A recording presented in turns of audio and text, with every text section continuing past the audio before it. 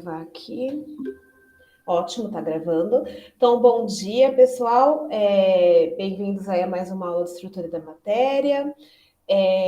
Hoje, essa semana, né, vocês viram, acho que foi uma semana um pouco diferente para vocês, né, porque o tópico 4 é o primeiro tópico que aborda a mecânica quântica, então eu acredito que essa semana tenha sido de descobertas para vocês, eu acredito que vocês tenham visto muitos assuntos sobre os quais vocês nunca ouviram falar, então acho que foi uma semana bastante desafiadora aí, né, para vocês. Então, vamos conversar, né, sobre isso. Vou começar falando sobre os projetos, sobre os testes, e aí a gente entra nas dúvidas dessa semana, que foram muitas, tá? Então, vamos tentar fazer isso rapidinho para a gente conseguir passar por todas elas. Deixa eu compartilhar minha tela com vocês. Ok, então vamos lá, vamos começar pelo começo. Então, nós estamos no tópico 5, né? Então, como sempre, eu vou falar um pouquinho dos testes, dos projetos e das dúvidas. Eu quero chegar logo nas dúvidas, porque realmente foi bastante coisa. Sobre os testes, então, novamente, vocês ficaram aí próximos à média geral. As notas mantiveram-se mais ou menos no mesmo valor. Só que eu tive apenas 38 alunos dessa turma apenas, né? Vocês são uma turma de 43. 38 alunos fizeram o teste. Então, eu quero só reforçar para vocês a importância de fazer todos os testes, tá bom? A nota dos testes pesa bastante na média final, então não deixe de fazer os testes, tá? Além de vocês, de ser uma oportunidade para vocês se prepararem para a prova. Então, é importante que vocês façam todos os testes todas as semanas, tá? Então, se alguém não fez o teste e está nessa turma, não perca o próximo. Se você perdeu o teste por um motivo justificável, não se esqueça de vir falar comigo a tempo, né? Não adianta vir no final do quadrimestre falando que perdeu o teste 3 ou 4 porque por um motivo qualquer. Tem que me avisar o mais rápido possível caso tenha algum problema. Se vocês tiverem algum problema de conexão de internet, alguma coisa durante o teste, tudo isso tem que ser reportado para mim, tá bom? Essa semana eu recebi apenas uma dúvida que eu me lembre se na minha cabeça veio uma segunda dúvida sobre os testes, mas eu não consegui encontrar nos meus e-mails. Então, se alguém mandou outra dúvida dos testes e eu não estou colocando aqui, por favor, reforça para mim. Mas eu trouxe, ao invés de responder essa pergunta do teste por e-mail, eu trouxe essa pergunta para a aula, porque ao longo da semana passada, muitas pessoas me perguntaram sobre como calcular a relação carga-massa, tá? E como vocês viram, caiu no teste. E os monitores, eles passam, né? Todo o final de monitoria, eles conversam com a gente sobre quais foram as principais dúvidas que apareceram para eles durante a monitoria. E os monitores estão falando repetidamente da dificuldade que vocês estão tendo para calcular a relação carga-massa. Então, como essa é uma dúvida recorrente entre vocês, eu vou resolver essa daqui. Prestem bastante atenção, porque já deu para notar que essa é a típica questão de teste, de prova, enfim, tá? Então é importante que vocês saibam fazer. Bem, a relação carga-massa. Então, o que o enunciado quer? Quer que você calcule a relação carga-massa para o íon estanho 2+, certo? Muito bem, então como é que a gente começa a resolver esse problema? Vocês têm que lembrar das leis de Faraday. Então, novamente, eu convido vocês a assistirem o vídeo da aula, tá? Do tópico 4, onde bem no início do vídeo o professor deduz a primeira e a segunda lei de Faraday. Então, eu vou partir do pressuposto que vocês entendem essa dedução, e a gente sabe, a partir da primeira lei de Faraday, o que pega aqui talvez seja um passo matemático, né? Mas vamos lá. De acordo com a primeira lei de Faraday, a massa média, ou a massa, né? Ela está relacionada ao equivalente eletroquímico vezes a carga. De acordo com a segunda lei de Faraday,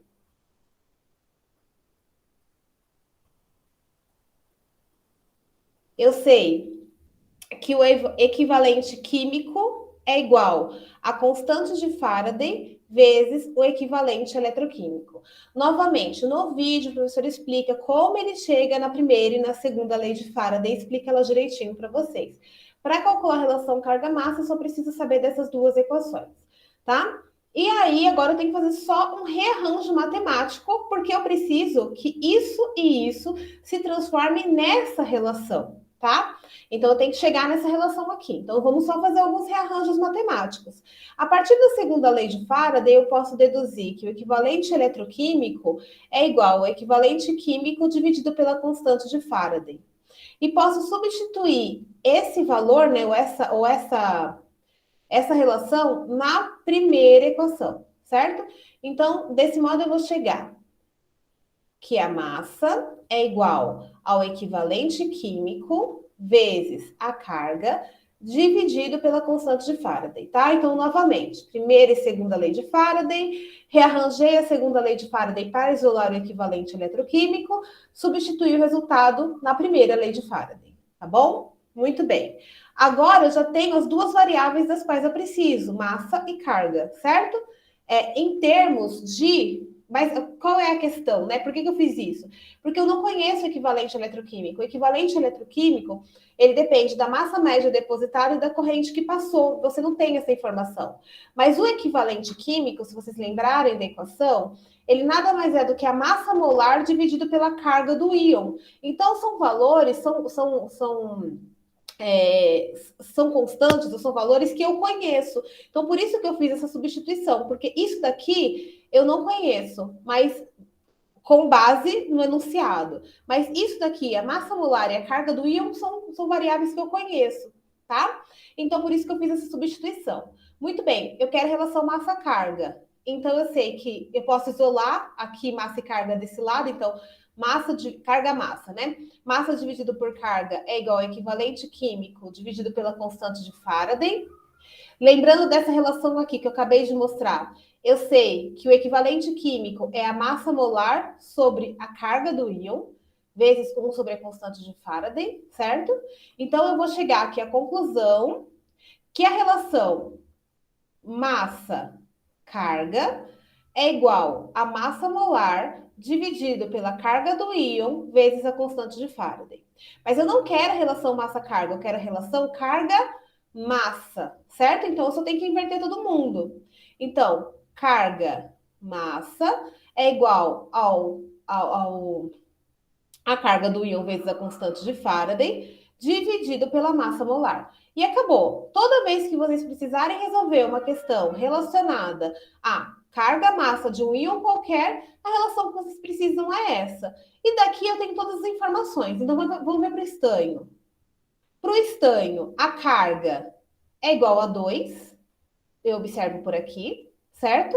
A massa molar eu posso consultar numa tabela periódica, eu consultei, e ela é de 118,71 grama por mol. A constante de Faraday é uma constante, que nós sabemos que é 96.500 coulomb por mol. Fim do problema. Substituímos todos esses valores aqui e a gente vai achar corretamente o valor da carga-massa, né?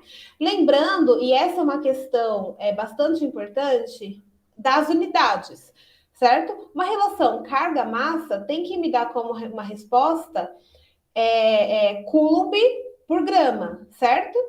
Então, vocês vão notar que as unidades são aqui, ó, o coulomb e o grama, e mol vai cancelar. Então, eu vou chegar no resultado certo, tá bom? Então, vocês têm que estar com as unidades nos valores adequados.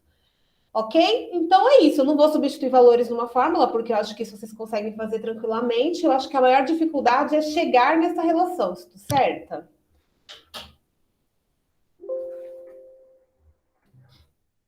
Alguém fala comigo? Eu tenho certeza que não foi só um aluno que teve dificuldade na relação carga-massa. Alguém quer perguntar alguma coisa?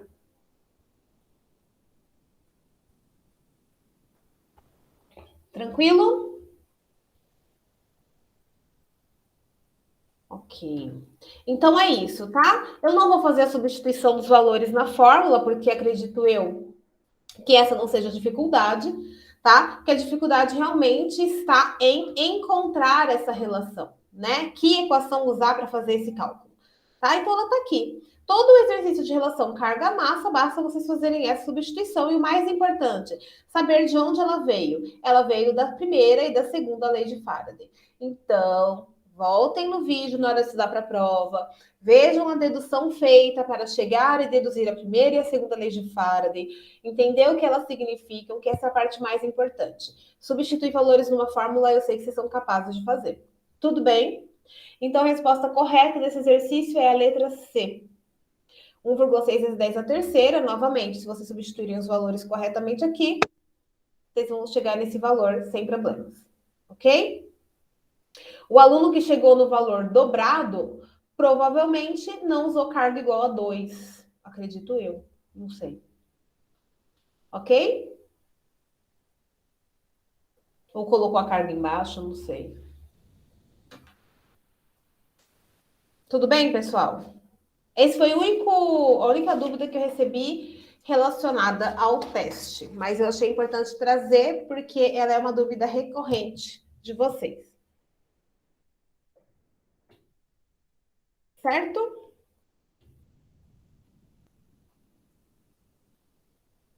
Ótimo, beleza. Então, vou continuar. Passou a parte dos testes. Eu não preciso dizer que esse tipo de questão 100% de certeza vai estar na prova, então é importante que vocês entendam. E aqui, sobre o projeto, tá? Então, os grupos dos testes passou, né? O que eu tinha falado dos testes era isso. Alguém quer fazer alguma pergunta relacionada aos testes? Posso seguir em frente? Ok. Bem, sobre o projeto, os grupos já foram definidos, né? O prazo para indicar o tema foi encerrado na última sexta-feira. E alguns grupos não indicaram os temas. Então, eu estou aqui com a turma de vocês. Então, esse grupo aqui formado pela Manuela, o Rodrigo, a Érica, não me informou o tema ainda, tá? Lembrando que no formulário vocês têm que informar esse nome do grupo, tá bom? Então, eu vou pedir, se algum dos quatro estiverem aqui, para me informarem o tema de vocês, tá bom? E o resto me informou, os outros demais, só esse grupo aqui que não me informou Professora, posso te mandar pelo chat aqui? Pode sim. Tá bom.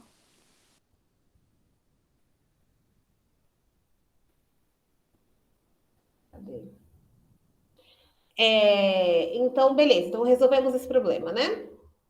Professora, Oi. só pra saber, tá tudo certo. Pode O meu falar, grupo tava bem. com aquele problema, que tava com o código errado, na turma errada, né? Só pra saber se São ele tá... vocês aqui, né? Ah, não. Eu acho que eu esqueci de gerar. Mas como é que isso aqui some, Ah, não, gente? mas tá ali na planilha. Tá tudo certo, era só pra saber Aqui, se... ó. Aham, No PDF não tava, né? Ó, mas tá aqui, beleza. certinho, né? Aham, isso. Tá Obrigado, bom? professora. Beleza. Obrigada a você. E ela vai mandar para mim pelo chat, tá bom. Então tá todo mundo aqui, né? Então agora eu vou receber o último nome, então não temos problema com relação aos tópicos. O nosso problema está sendo com relação aos alunos que ainda estão sem grupo, tá? Então, só para eu ter uma noção aqui, onde estão vocês? Aqui.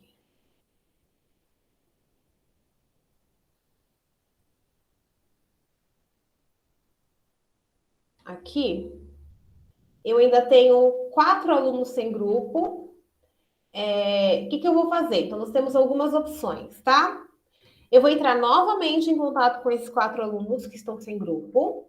E aí, ou eles vão ter que formar, né? Não sei se algum dos 4 está aqui, ou vocês vão ter que formar um grupo entre vocês 4, ou entrar num desses grupos formados que já tem menos de 5 pessoas. Então, por exemplo,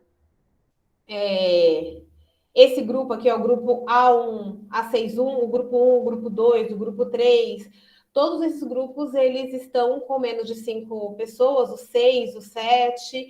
Então, tem vários grupos que poderiam receber um colega. Espero que vocês estejam dispostos a receber caso seja necessário, tá? Porque é importante que todo mundo tenha um grupo. Eu não tenho condições de deixar vocês fazerem sozinhos. tá bom? Então, só reforçando que vão ser essas duas opções. Ou eles se juntam, né? Ou esses 4 alunos se juntam, ou eles serão incorporados a algum dos grupos já formados, tá bom? Só para reforçar, né? A próxima atividade de vocês, como eu já falei na semana passada, é entregar o rascunho. O formulário já foi disponibilizado, vocês podem ver lá nas notícias do SIGA que tem o link direitinho do formulário.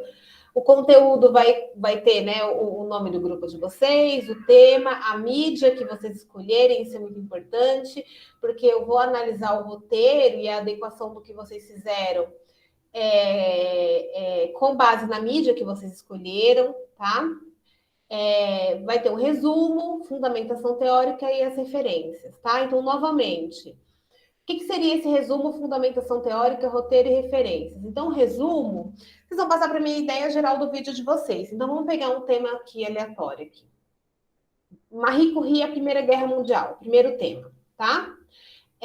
Então, como é que eu poderia organizar o meu rascunho, né? Então, a primeira questão é o resumo. O que vocês vão abordar de modo geral? Vocês vão começar a falar a ideia, né? Quando eu penso num tema como Marie Curie, a Primeira Guerra Mundial, significa que vocês vão estar focados não só na parte científica, mas também na história dela, né? Como ela foi parar ali, né? Então, vai ter um contexto histórico, depois vocês vão falar sobre a descoberta dela dos elementos radioativos e como isso culminou na descoberta dos raios-x e como os raios-x foram utilizados na Primeira Guerra Mundial. Não sei se quem escolheu esse tema sabe disso, mas esse é o papel dela na Primeira Guerra Mundial, tá? Ela estudou radioatividade, da radioatividade foi feita uma série de desenvolvimentos, entre elas o uso da técnica de raio-x, e ela ia com um caminhãozinho com raio-x para fazer exame nos soldados feridos. Foi essa a contribuição dela. Então, de repente, é um bom contexto histórico, né? Contar um pouco né? Ela é polonesa, aí ela foi para a França, ela estudou com o marido dela, que foi quem abriu as portas para ela trabalhar, ela fez a descoberta de 2 elementos e com isso ela descobriu a radioatividade, enfim. Então, eu acho que esse tópico em si, ele mescla ciência com história. Então, em resumo, seria isso. E a partir da fundamentação teórica, né? Então, vocês vão ter que fazer uma pesquisa acerca da história dela, falar um pouco em detalhes, as descobertas dela, falar um pouco o que ela descobriu, né? Qual foi? Ela ganhou 2 Nobels, por quê? O que ela fez que rendeu ela 2 Nobels? E como esses estudos dela levaram ela para a Segunda Guerra Mundial, né? E aí um roteiro de como vocês vão fazer isso. Vocês vão mostrar um vídeo, vão escrever um texto, vão fazer um podcast. Como é que vocês vão apresentar essas ideias de maneira a interagir com sua audiência? E quais foram suas fontes? Não precisam ser só livros, só artigos, pode ser sites, blogs, etc. Mas lembrem-se de primeiro procurar um artigo, uma revista científica séria, para vocês poderem ter certeza do conteúdo correto antes de procurar um vídeo da internet, onde vocês não têm uma curadoria aí, né? Não passou por uma revisão de pares, então você não tem certeza se aquele conteúdo tá curado, tá bom? Um grupo veio me falar que queria fazer uma postagem no Instagram. Eu confesso que eu não sou uma grande usuária de redes sociais, tá? Mas a pergunta que me foi passada foi a seguinte: eu vou ter que criar um perfil no Instagram e fazer a postagem? Não, não é isso. Os posts do Instagram, geralmente, são imagens curtas, mapas mentais que você posta lá, né? Às vezes é vários, né? Que vai girando para o ladinho lá tal. Então, o que eu quero ver é o conteúdo que você iria postar. E não, eu não vou entrar no Instagram e avaliar o seu projeto, tá? Então, vocês criam o conteúdo que vocês iriam postar, e aí sim, vocês podem postar no Instagram. Mas eu não vou avaliar a postagem, eu não vou entrar no Instagram para avaliar, eu vou avaliar o conteúdo da postagem. E aí vocês podem postar, tá bom? Alguma dúvida com relação ao rascunho do projeto? Alguém já começou? Quer tirar alguma dúvida? Ah, vocês são a molécula da cafeína, o grupo da cafeína, tá bom. Legal.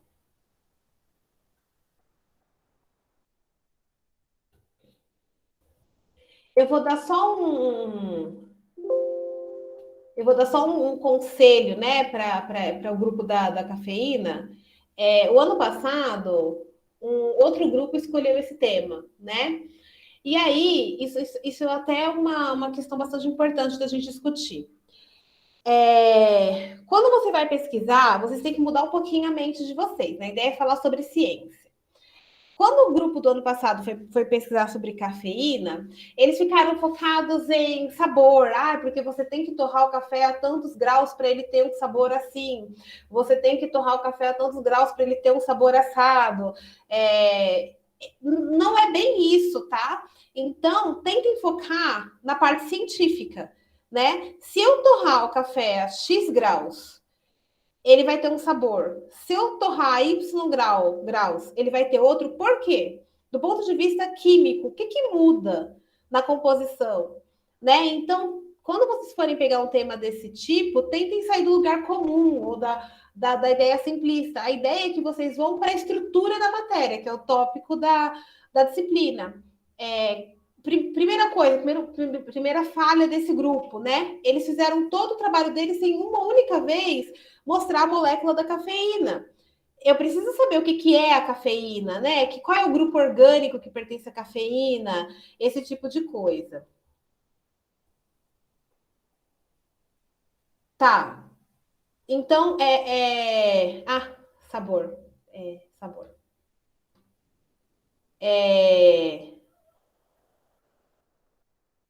A química do sabor, né? Então, assim, é um tema interessante. Sabor ou odor, tá bom. É um tema interessante, mas lembrem-se de ir para a parte química da história, tá bom? E não ficarem focados no lugar comum. O café, se você filtrar o café. Outra coisa que eles falaram, por exemplo, se você tomar o café a 70 graus, você vai sentir um gosto. Se você tomar o café a 50 graus, você vai sentir outro gosto. Muito interessante. Mas por quê? Né? Quais são os receptores da língua que interagem com o café e fazem com que a gente sinta aqueles gostos específicos? Então, é esse tipo de informação que eu quero. Ok? Tiago, algumas dúvidas. No rascunho, já coloca as falas, né? Não precisa colocar as falas ainda não. Isso daí é o projeto final, tá? O que eu quero é o conteúdo e como vocês vão fazer para passar esse conteúdo. Vai ser um podcast? Então passa o roteiro. Como é que vocês vão fazer? Vocês vão começar falando de tal tópico, depois outra pessoa fala de tal tópico, vocês vão fazer uma discussão, um debate, tá bom? Não é o projeto final ainda. Eu também não preciso de uma transcrição das falas do podcast, não. No final, eu vou avaliar o podcast, ou seja, vocês vão gravar para mim, eu vou ouvir o podcast de vocês. Eu quero fundamento teórico, tá bom? Renan, você está sem grupo, falou com o pessoal que está sem grupo, mas eles não te responderam. Ok, várias coisas podem estar acontecendo, Renan. Muitas pessoas desistem, então essa é uma preocupação que eu tenho, né? Às vezes esses 3 alunos que não te responderam, eles desistiram. E aí a gente fica com uma complicação. Então, Renan, é o seguinte, eu poderia colocar você no grupo 1, 2, 3, no 6 ou no 7, tá? Vou atualizar no Siga essa planilha. Então, eu já vou fazer da seguinte forma, tá, Renan? Eu vou atualizar no Siga hoje os grupos, né? Peraí. Deixa eu colocar aqui já, tá? Então, o Renan. Então, eu vou atualizar no Siga os grupos. E aí, Renan, eu vou entrar em contato com todos os grupos que tem 4 alunos para tentar inserir você em um desses grupos. Tudo bem? Se alguém aqui está num desses grupos que tem 4 pessoas, por favor, conversem com o Renan aí, tá? Para acolher ele num grupo. É importante que todo mundo tenha grupo, tá bom? Então, aí a gente faz isso assim que termina a aula. Eu mando um e-mail para todo mundo que está com um grupo de 4 pessoas e para inserir o Renan num desses grupos, ok? Beleza, Renan. Mas eu acho que o que pode ter acontecido é isso. Às vezes as pessoas desistiram. A gente vê pelos testes, né? Você tem uma menor adesão aos testes, o que pode ser um reflexo de desistências, tá bom? Mais alguma dúvida com relação aos projetos? Só uma dúvida, professora. Depois que a gente enviar Uhum. esse formulário de agora, você vai avaliar se está faltando informação ou se a gente expandiu demais no assunto? Isso, eu vou dar um feedback para vocês, tá bom? Sobre todas essas questões. Se eu acho que o conteúdo está suficiente, se eu verificar alguma imprecisão, né? Esse tipo de coisa. Eu vou dar um feedback para vocês. Então, vocês têm até o dia 15 para me mandar o, o rascunho, e eu tenho mais uma semana ou duas para enviar o feedback para vocês começarem a produzir o material final, tá? Mas tem um feedback sim, ok? Beleza, obrigado. Nada. Mais alguma dúvida a respeito do projeto? Professora, não é uma dúvida, mas a gente está falando aqui em paralelo no trabalho, e se quiser colocar o Renan no grupo 6, se ele se interessar pelo Beleza. pelo nosso tema.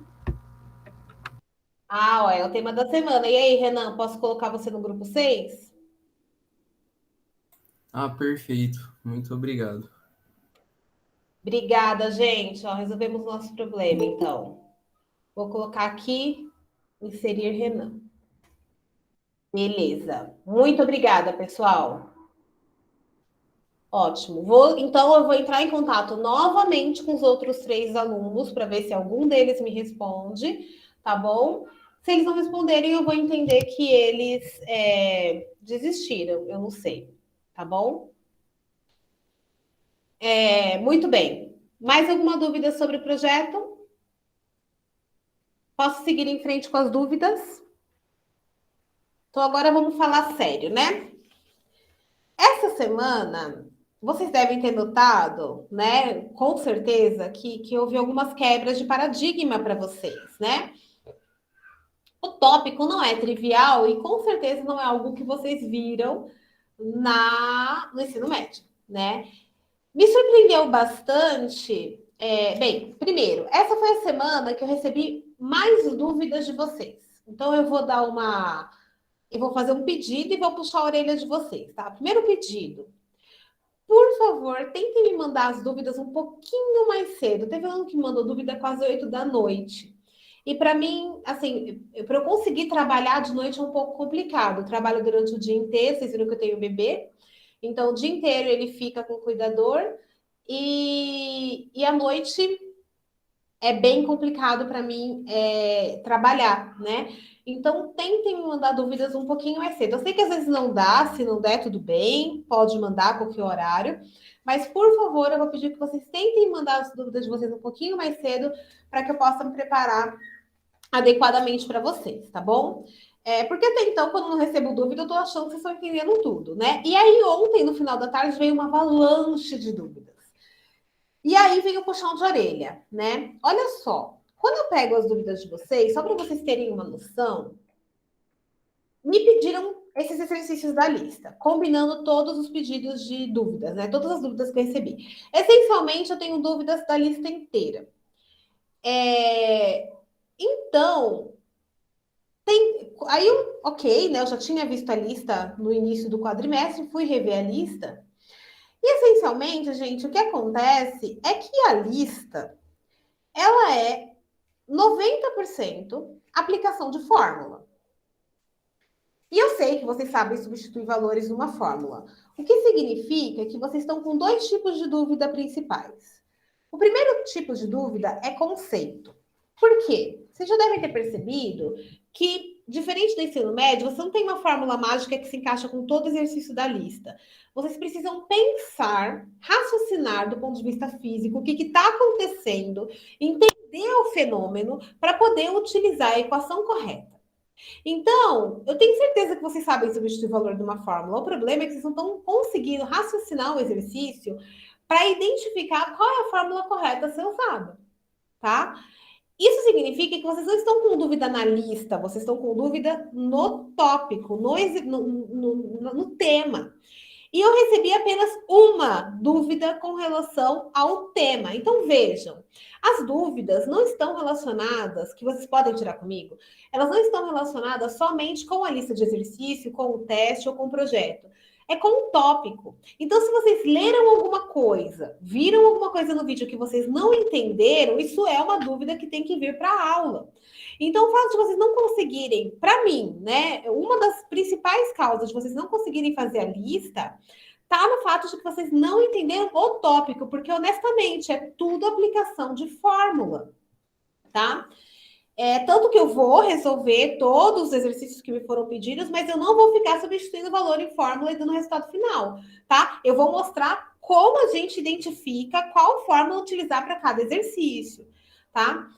Mas, novamente, para mim, o que está acontecendo aí com vocês é que vocês estão com dúvida no conteúdo da aula e não estão me passando isso, tá? Então, gente, dúvida é tudo. Professor, olha, essa passagem, essa equação, essa figura, eu não entendi o que significa. Não precisa ser uma dúvida num exercício. Também não dá para você chegar e falar, professora, eu não entendi nada, explica tudo. Eu não consigo dar uma aula inteira aqui para vocês, tá?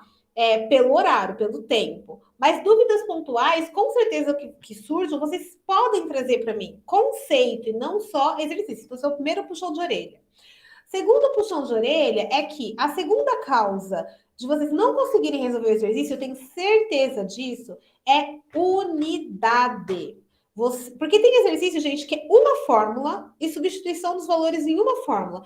Aí, quando eu vou ver o exercício com cuidado, eu falo, o negócio está em quilo. Vocês precisam checar as unidades do exercício, verificarem se todas as unidades estão coerentes. Não dá para vocês utilizarem na mesma equação uma energia em eletronvolts e a outra em joule, tá?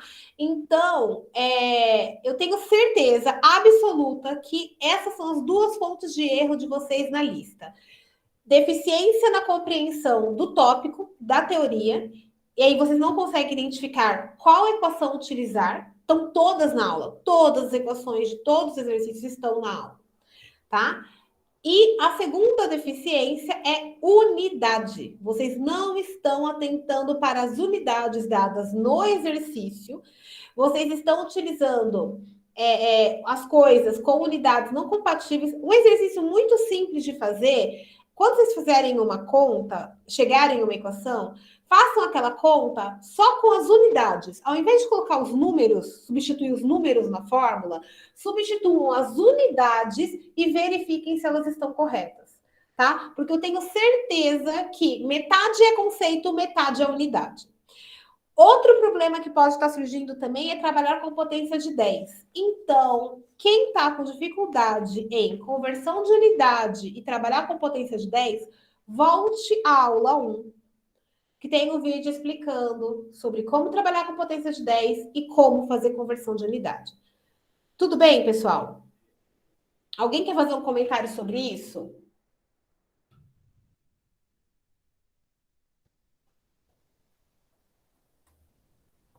Então, só reforçando, para a próxima semana que o bicho vai começar a pegar, tá? Então, para a próxima semana, dúvida não é só, professor, exercício 1, 2 e 3.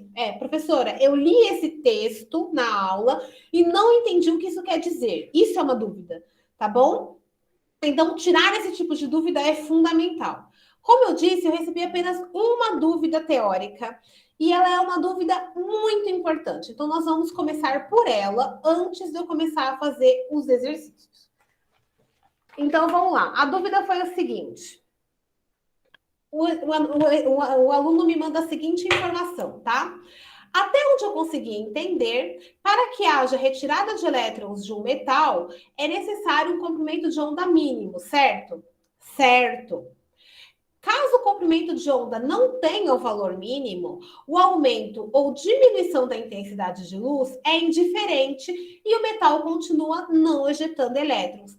Perfeita a conclusão desse aluno. Vamos entender por quê? Vamos lá. A primeira coisa que vocês têm que entender é o que significa quantização. Tudo, de acordo com essa teoria, né? De acordo com que os físicos especulam a respeito da natureza da matéria, absolutamente tudo é quantizado. Acontece que, dependendo da dimensão que você está analisando, o efeito da quantização não é observado. Para explicar isso para vocês, eu gosto de dar o exemplo do copo clássico e o copo quântico, tá bom? Vamos entender o que significa. Imagina que eu tenho um copo clássico. Isso é um copo clássico. Tá vendo? Uma caneca linda, tá bom? Isso é um copo clássico, certo? O que é um copo clássico? É algo que eu consigo ver, tocar, mensurar, tá bom? Esse copo, ele tem uma capacidade de 300 ml. Então, vamos supor que aqui dentro desse copo tenham 300 ml de água. Eu não estou olhando o chat, então se alguém tiver alguma dúvida, me avisa, tá bom? Enquanto eu estou explicando. Professora, pra mim não tá aparecendo nenhum desenho, você desenhando. Não desenhei, não. Estou mostrando meu copinho tá. mesmo. Então, vem cá. Eu vou interromper só para explicar a história do copo. Então, prestem atenção no copo, tá? Isso é um copo clássico. Quero que vocês entendam o que é quantização, tá bom? Isso é um copo clássico, certo? Aqui dentro cabem 300 ml, o volume de 300 ml.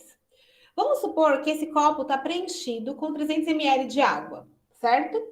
Eu consigo retirar daqui 100 ml de água? Sim, certo? Eu consigo retirar daqui 50 ml de água? Consigo. Eu consigo retirar daqui meio ml de água? Consigo, certo? Basta eu ter um instrumento correto. Se eu tiver uma pipeta, se eu tiver um instrumento de medida que me permita medir meio ml, eu consigo tirar meio ml aqui de dentro.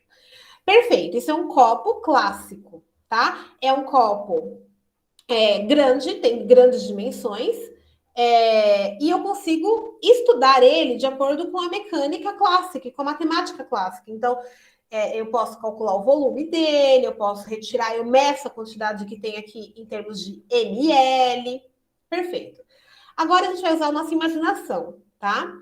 Isso daqui não é mais um copo clássico, isso aqui é um copo quântico. Então, a gente foi para o mundo quântico e agora o nosso copo, ele cabe 300 moléculas de água. Notem, não é mais 300 ml de água, são 300 moléculas de água. Vamos supor que eu sou pequena o suficiente para conseguir enxergar isso. Então, não estou mais no mundo clássico, observável. Eu estou no mundo quântico, que é um mundo muito pequenininho, onde eu tenho capacidade de observar átomos, moléculas, partículas, etc. Então, agora eu tenho 300 ml de água aqui dentro, 300 moléculas de água aqui dentro. Eu consigo retirar desse copo 100 moléculas de água? Eu estou no mundo quântico. Eu consigo pegar 100 moléculas de água e retirar do copo. Eu consigo pegar 50 moléculas de água? Também. Estou no mundo quântico. Eu consigo ir lá retirar 50 moléculas de água. Eu consigo tirar meia molécula de água? É possível? O que significa para vocês meia molécula de água? Como é que eu quebro uma molécula de água no meio? Vamos pensar nisso, tá? Agora eu vou desenhar. Vamos pensar nisso. O que significa quebrar uma molécula de água ao meio? Isso tem implicações? Isso tem implicações importantes, essa pergunta, tá? Vamos pensar. Eu quero meia molécula de água. H2O. Quebrar uma molécula de água no meio significa pegar o átomo de oxigênio e dividir para o meio. Isso aqui é uma fissão nuclear. Se eu quebro a molécula, se eu parto o núcleo do oxigênio ao meio, simplesmente o oxigênio deixa de ser oxigênio. Não é impossível, fora a energia liberada nesse processo. Não dá para eu ter isso daqui, meio oxigênio aqui, meio oxigênio aqui. Isso é impossível, tá? Mas eu não poderia ter H+ e OH-? Primeiro, que isso não é partir no meio. Segundo, H+ é água? OH- é água? A minha pergunta foi, meia molécula de água. Isso não é água, tá? Ou seja, é impossível eu ter meia molécula de água. Então, no universo clássico das coisas grandes e observáveis, é possível ter meio ml de água. Mas quantas moléculas de água são contidas em meio ml de água? Certamente, um número inteiro de moléculas de H2O, tá? Porque não dá para eu fazer menos do que isso. Quando eu vou para o universo quântico, então eu noto que tudo é quantizado. Toda a matéria, tudo que existe na natureza, viaja, se comporta, se transforma em sistemas fechados, pacotes fechados. E isso ganha importância dependendo do que você está observando. Quando eu estou com o meu copo clássico de 300 ml e dou um gole, eu não preciso saber quantas moléculas de água eu ingeri, tá? Eu posso estar preocupada com o volume, mas o número de moléculas não é importante. Mas dependendo da aplicação, daquilo que eu quero observar, o número de moléculas é importante. Então, essa é a diferença entre o universo clássico e o universo quântico. E foi essa a grande descoberta que Planck fez ao observar um efeito muito simples, que é o efeito fotoelétrico. Para explicar o efeito fotoelétrico, você precisa da explicação quântica, porque o universo clássico não explica. Então, quando eu penso em todas as coisas que existem na natureza, todas elas estão em pacotes discretos. Mas eu só preciso pensar nisso, eu só preciso utilizar esse conceito em algumas situações específicas. Então, a gente está aqui nessa aula e vocês estão me vendo porque tem luz incidindo sobre mim. Para vocês assistirem essa aula, para vocês me enxergarem, vocês não precisam estar o tempo todo com o conceito de que a luz é quantizada. Mas, dependendo da aplicação, como é o caso do efeito fotoelétrico, essa noção ela é importante, tá? Para vocês me enxergarem, a luz ser quantizada ou não é indiferente. Quantos pacotes de luz será que estão incidindo sobre a professora agora? Isso não é importante nesse conceito, tá? Nesse contexto. Mas num contexto como efeito fotoelétrico, se você não lembrar desse fato, você não consegue explicar o efeito, tá? Então, quando eu tenho um metal, certo? Uma barrinha metálica, que é constituído por átomos do metal, e um monte de eletrãozinho que vai ser ejetado na superfície, vocês têm que entender que cada elétron, a interação entre metal e elétron, ela tem uma energia. Certo? E a energia, ela está associada ao comprimento de onda, ok? Então, eu sei que eu posso relacionar energia a constante de Planck vezes a frequência. Porque eu sei que esses pacotes de energia da luz, são sempre números, frações ou números da constante de Planck. É a mesma coisa que eu pensar na molécula de água. Quando eu quero determinar o número de água, eu sempre vou multiplicar N vezes uma molécula de água. Então, a unidade molécula de água está para a água, como a constante de Planck está para a luz, certo? Qualquer mínimo de energia associada à luz tem, no mínimo, a constante de Planck. No mínimo, a constante de Planck. Tá bom? Como aqui, no mínimo, tem uma molécula de água. Muito bem, então eu tenho uma energia associada a essa interação elétron-metal, e para eu romper essa interação, eu preciso fornecer essa energia. É a mesma coisa, eu tenho uma interação entre as minhas mãos aqui, vocês estão vendo. Para eu romper essa interação, eu tenho que dar energia suficiente para quebrar a força que uma está exercendo sobre a outra. Essa energia pode vir na forma de luz, desde que a luz tenha energia compatível com isso daqui. A energia necessária para remover o elétron de metal é chamada de função trabalho, é dada por essa letra grega φ, tá? E a energia vinda da luz, ela é dada por Hν, constante de Planck, vezes a frequência. Então, cada pacotinho de luz é caracterizado por essa frequência, certo? Então, para que eu consiga remover o elétron, a energia da luz precisa ter, no mínimo, a mesma energia da função trabalho do metal, tá? Então, não adianta ela ter menos, não adianta, vamos supor, que a gente pudesse mensurar essa energia numa caixinha. Então, eu preciso encher essa caixinha aqui, tá? Para remover o elétron do metal.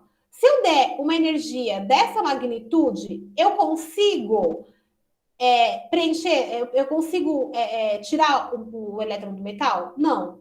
Eu posso dar 50 vezes essa caixinha de energia aqui. Nenhuma delas corresponde a essa caixa. Eu preciso dar exatamente essa quantidade de energia, no mínimo. Não adianta dar 50 vezes essa quantidade de energia, porque ela não atinge o mínimo. É isso que ele está querendo dizer aqui, tá? Então, enquanto eu não tiver a quantidade de energia mínima, não importa quanta luz eu estou jogando lá. Porque o comprimento de onda ou a frequência, né? Lembrando que a frequência ela está associada ao comprimento de onda por essa relação, tá? Então, se eu não tiver a frequência ou o comprimento de onda adequado, mínimo necessário, não adianta eu aumentar a intensidade da luz. Aumentar a intensidade da luz representa aumentar esse número. Quanto maior a intensidade, maior é o número de pacotinhos com essa energia. E isso é indiferente. O que importa para mim é ter o pacotinho com energia mínima, certo? Então, eu posso aumentar a quantidade de pacotinhos e continuo não conseguindo injetar um elétron. Esse conceito está claro para vocês? Alguém tem alguma dúvida com relação a essa parte? Tudo bem? Legal. Agora, então, vamos continuar a segunda conclusão desse aluno. Caso o comprimento de onda tenha o valor mínimo necessário, então, quando eu aumentar a intensidade, eu estaria aumentando a quantidade de fótons e, como consequência, mais elétrons estão sendo ejetados. Isso está certo? Isso está certo. Então, vamos lá. Novamente, eu tenho o meu metal, certo? Eu tenho os elétrons aqui em cima. E a interação entre o elétron e o metal é dada por uma energia que está relacionada com a função trabalho. Se essa energia tiver essa magnitude aqui, e eu proporcionar um fóton que tenha exatamente essa magnitude energética, E igual a HNI, que seja igual à função trabalho, ou seja, quando a HNI for igual à função trabalho, os dois pacotinhos tenham exatamente o mesmo tamanho, eu vou conseguir ejetar um elétron. E se eu quiser ejetar 2 elétrons, então eu preciso dar 2 vezes essa energia. Aí eu vou ejetar 2 elétrons. E se eu quiser ejetar 3 elétrons, eu preciso aumentar isso daqui para 3. E se eu quiser ejetar 4 elétrons, eu vou aumentando assim por diante. Esse aumento da quantidade de pacotinhos com essa energia representa a intensidade. Então, uma vez que eu tenha uma radiação de comprimento de onda adequado para se igualar à função trabalho, o aumento da intensidade, ou seja, a quantidade de fótons que está chegando ali, só vai aumentar o número de elétrons que sai do metal. Agora, existe uma terceira situação, tá? A situação na qual a energia do fóton é maior do que a função trabalho. Nesse caso, a diferença de energia vai se dar em função da energia cinética, ou seja, se o fóton tiver energia maior do que a função trabalho, essa diferença de energia aqui que sobrou, ela está relacionada à energia cinética.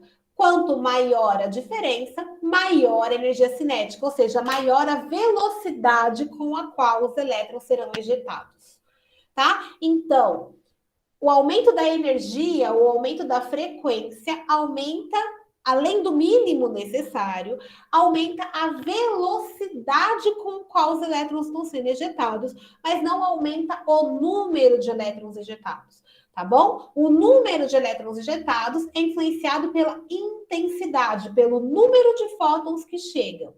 E a velocidade, ela é influenciada pela diferença entre a energia mínima necessária para remover o elétron e a diferença entre a energia incidente e essa energia mínima. Tá claro isso?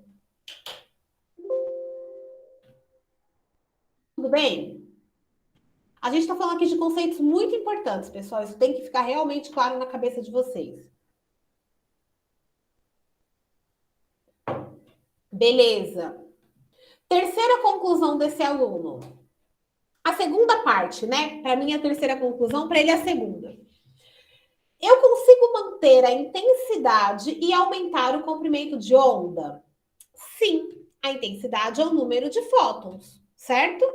Então, o que você tem que mudar, na verdade, para fazer isso, é mudar a lâmpada que você está incidindo. Então, vamos supor que eu tenho uma lâmpada.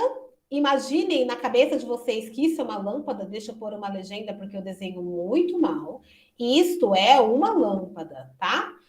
Imagina que eu tenho uma lâmpada que emite radiação com um comprimento de onda de 500 nanômetros. Certo? Ela tem uma intensidade X. Se eu aumento a intensidade para a intensidade Y, o que está acontecendo? Eu consigo, vamos supor que a função trabalho, né? Vamos supor que esse comprimento de onda me forneça uma energia que seja maior do que a função trabalho do elétron aqui, né? Do elétron que eu estou ejetando do metal, tá? É uma suposição. Então, isso significa que aumentar a intensidade de X para Y vai aumentar o número de elétrons que estão sendo ejetados. Agora, eu consigo ter uma intensidade Y e aumentar o comprimento de onda só se eu trocar a lâmpada. Agora, eu preciso de uma lâmpada, isso novamente continua sendo uma lâmpada, só que agora essa lâmpada ela tem um comprimento de onda de 400 nanômetros. Opa, professora, isso tem mais ou menos energia do que essa situação. Vamos relembrar? A gente tem que lembrar que a energia é igual a constante de Planck vezes a frequência. E temos que lembrar que a frequência é igual à velocidade da luz sobre o comprimento de onda. O que significa que, se eu diminuir o comprimento de onda, que foi o que eu fiz aqui, eu diminuir o comprimento de onda de 500 para 400, eu aumento a frequência. E se eu aumento a frequência, eu aumento a energia. Ou seja, 400 nanômetros tem uma energia maior do que 500. Logo, eu permaneço tendo uma energia maior que a função trabalho. Beleza. Mas eu quero manter a mesma intensidade. Intensidade Y. O que muda daqui para cá, então? Tá? Dessa situação para essa situação, o que muda? Se a intensidade aqui é igual à mesma intensidade, isso significa que é o mesmo número de fótons. Certo? É o mesmo número de fótons. O que significa que eu vou ter o mesmo número de elétrons ejetados. Então, nas duas situações, se eu mantive a intensidade, a mesma quantidade de elétrons vai ser ejetada. Então, o que muda? O que muda é a energia. A energia, vou chamar esse de caso A e esse é o caso B. A energia no caso A é menor do que a energia no caso B. E ambas as energias são maior que a função trabalho. Então, se essa daqui for a caixinha da função trabalho, eu estou dizendo que a energia A, ela tem mais que suficiente para vencer a função trabalho. E essa diferençazinha aqui vai ser convertida em energia cinética. E estou falando que a energia B é maior, ou seja, isso daqui é ainda maior. Então, ele vence a função trabalho e tem uma gordurinha a mais, que vai ser convertida em energia cinética. Então, no final das contas, o que está acontecendo é que a energia cinética da situação A é menor do que a energia cinética da situação B. Logo, o que muda de um exemplo para o outro é a velocidade com a qual os elétrons estão sendo ejetados. No caso B, os elétrons eles vão ser ejetados com uma energia maior do que no caso A. Mas como eu mantive as intensidades, o número de fótons ejetados é o mesmo. Então, para concluir, mudar o comprimento de onda afeta a velocidade com a qual os elétrons são ejetados. Mudar a intensidade afeta o número de elétrons ejetados se a energia da luz for maior do que a função trabalho. Então, respondendo aí a questão desse aluno, eu consigo manter a intensidade e aumentar o comprimento de onda? Você consegue se você mudar de lâmpada, tá? Porque cada lâmpada vai emitir um comprimento de onda. Se sim, com isso eu ejetaria mais elétrons ou a quantidade seria a mesma e a velocidade do elétron ejetado aumenta. Então, a gente já viu. Se eu mantenho a intensidade da lâmpada A para a lâmpada B e mudo a energia, o que muda é a velocidade e não a quantidade. Ficou claro? Essas perguntas aqui que foram feitas pelo aluno são muito importantes. Eu diria que são os pontos fundamentais dessa aula. E compreender isso é fundamental mesmo. Ficou claro essas 3 conclusões para vocês? Sim. Tudo bem, pessoal?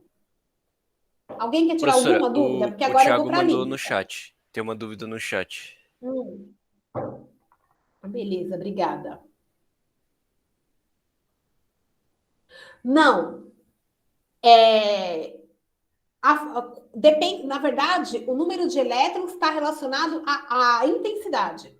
Então, vamos lá. Deixa eu inserir um slide aqui. Espera aí, que eu preciso voltar na pergunta dele. Quando a função trabalho for igual à energia, sair exatamente um elétron, depende da quantidade de fótons, tá? Então, se eu tiver lá o meu metal, os elétrons, e eu incidir um fóton com energia HNI, que seja exatamente igual à função trabalho, eu vou ejetar um elétron, porque eu incidi um fóton, tá? Cada fóton é um pacote de energia. Então, eu preciso desse pacote de energia para ejetar um elétron. Se eu dei um pacote de energia, eu vou ejetar um elétron. Se eu quiser ejetar mais elétrons, eu não preciso mexer na energia, eu preciso mexer na intensidade, ou seja, na quantidade de fótons. Se eu incidir 100 fótons com energia igual à função trabalho, então eu ejeto 100 elétrons. Se eu incidir 1000 fótons com energia igual à energia da função trabalho, eu ejeto 1000 elétrons. Então, quem determina o número de elétrons ejetados é a intensidade ou o número de fótons. E a energia de fótons vai determinar a velocidade com a qual o fóton é ejetado. Tudo bem, Thiago? Legal. Posso ir agora para a lista? Tem mais alguma dúvida conceitual que vocês queiram tirar comigo?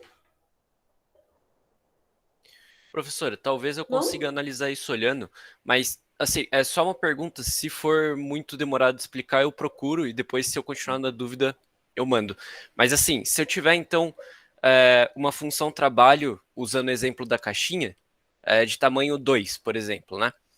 E eu fornecer energia de tamanho 2, o elétron vai sair com uma determinada velocidade. Vamos supor que eu tenha outra caixinha de tamanho 3.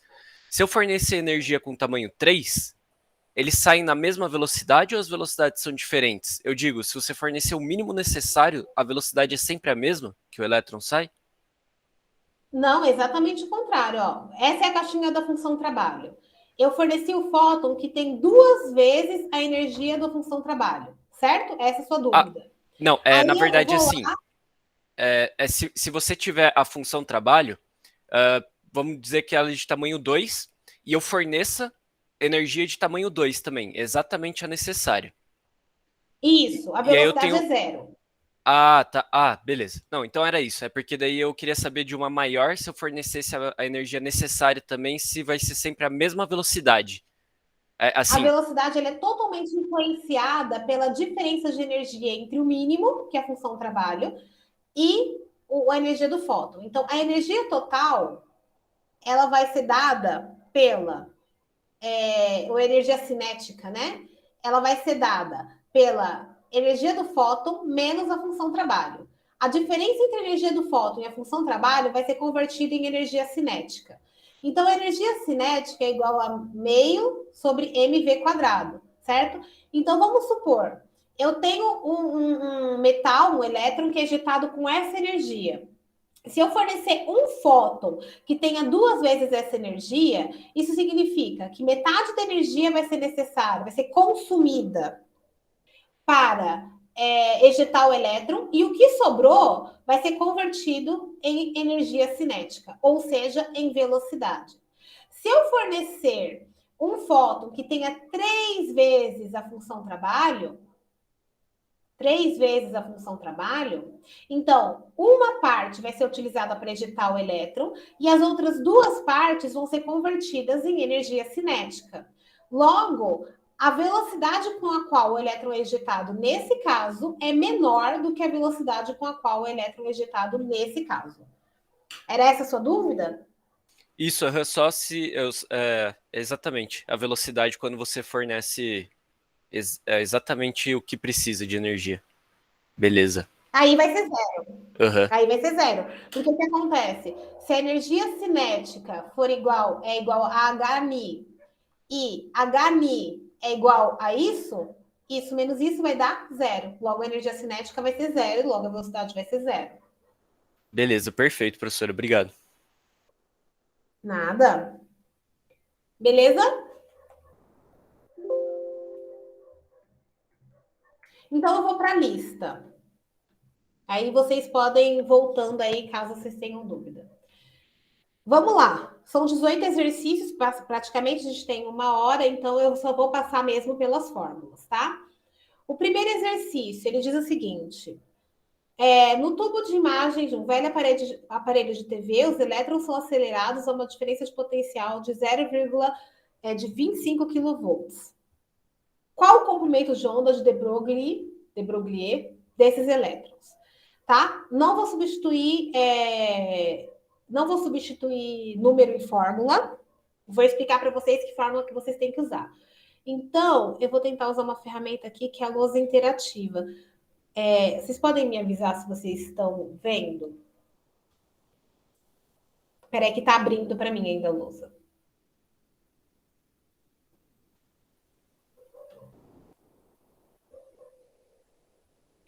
Vocês estão vendo? Não sei se todo mundo vai conseguir ver. Por enquanto, sim. Estão vendo? Sim. Beleza. Então, olha só. Ele está falando o seguinte: eu tenho um elétron no tubo de TV que está sendo acelerado a uma diferença de potencial de 25 kV. Tá? Ele quer saber qual é o comprimento de onda do elétron, o comprimento de onda de de Broglie, que esse elétron vai ser ejetado. Então, primeiro vocês vão voltar lá na aula e vão ver qual é a equação de onda qual é a equação que representa o comprimento de onda de de Broglie. E essa equação é a constante de Planck vezes o momento. Então, eu preciso encontrar a constante de Planck, eu sei, é uma constante. Preciso encontrar o momento, tá? Bem, o que é momento? Momento é igual a massa vezes a velocidade. É um elétron que está sendo acelerado. Logo, eu conheço a massa do elétron. Beleza, então o que eu preciso? Eu preciso da velocidade. E aí vocês vão lembrar da aula passada. Por quê? Porque eu sei que quando tem uma diferença de potencial aplicada entre um cátodo e o anodo, eu posso entender que a energia associada a essa diferença de potencial, o campo elétrico associado a essa diferença de potencial, ela está relacionada com a carga elementar vezes a tensão, né? Vezes a tensão aplicada, certo? Então, eu tenho as informações. Porque eu tenho a diferença de potencial, desculpa. Porque eu tenho a diferença de potencial, eu conheço a carga elementar, eu posso encontrar, então, a energia potencial que está relacionada com o trabalho realizado, e eu sei que o trabalho máximo realizado pela energia potencial é dado pela energia, vai ser convertido em energia cinética, que é meio de mv quadrado. Daqui, eu posso encontrar essa parte. Aí tem uma jogadinha matemática que pode ser o maior desafio. Como é que eu vou converter isso daqui em momento? Uma jogadinha matemática que vocês podem fazer é multiplicar pela massa em cima e embaixo. Porque quando eu faço isso, basicamente eu não mudei nada na fórmula, né? Porque massa dividido por massa vai dar 1. Mas aí é uma jogada matemática interessante, porque olha só, isso vai ficar igual a meio m quadrado vezes v quadrado dividido por 2m. Ou seja, vai ser mv quadrado dividido por 2m. Desculpa, esse quadrado tá fora. MV não é o momento? Então, eu consigo fazer uma equação ou demonstrar que existe uma equação que relaciona energia cinética a momento. E essa equação é dada pelo momento ao quadrado dividido por 2m. E aí a gente acaba com o problema, né? Porque o momento, então, vai ser igual à raiz quadrada da energia potencial ou energia cinética, que está relacionada à energia potencial nesse caso, porque toda energia potencial vai ser utilizada no trabalho de acelerar o elétron, tá? Vezes 2m. É o fim do problema, tá? Por quê? Eu consigo determinar a energia cinética através dessa equação. Então, eu tenho a carga elementar e a diferença de potencial que foi dada no enunciado. A partir daí, eu consigo substituir esse valor aqui. Eu tenho a massa, que é a massa do elétron. Eu acho o momento, certo? Achando o momento, eu acho o comprimento de onda de de Broglie. Qual é o maior cuidado que vocês têm que ter para resolver esse exercício? Kilovolt. Se vocês não levarem em consideração que isso está em kilovolts, vocês vão chegar no número errado. Tudo bem? E a partir daí, pessoal, é só substituição de fórmula.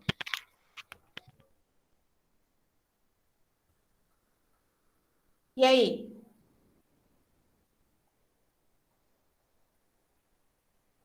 Nada? Outra questão. Quando vocês pensarem nas unidades também, tá? Vocês vão notar que vai ser importante aqui vocês utilizarem a massa em quilo. Ou vocês usam a massa em quilo, ou isso daqui em quilo, enfim, tem que deixar todo mundo na mesma unidade.